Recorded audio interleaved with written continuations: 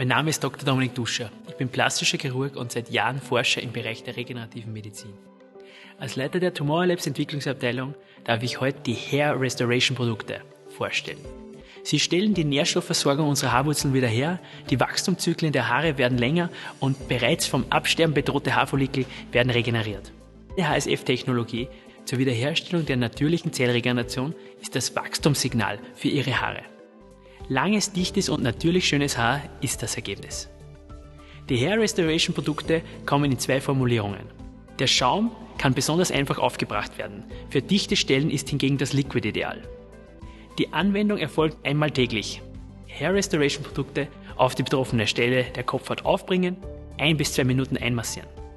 Für ein optimales Ergebnis sollten die Produkte über einen längeren Zeitraum von 3 oder besser 6 Monate angewendet werden. Kleiner Tipp: Für Frauen mit schwachem, dünnem Haar wirken die Hair Restoration Produkte stärkend und aufbauend. Besonders nach Entfernung von Extensions ist es wichtig, das geschwächte Haar aufzubauen. Dazu sind die Produkte bestens geeignet.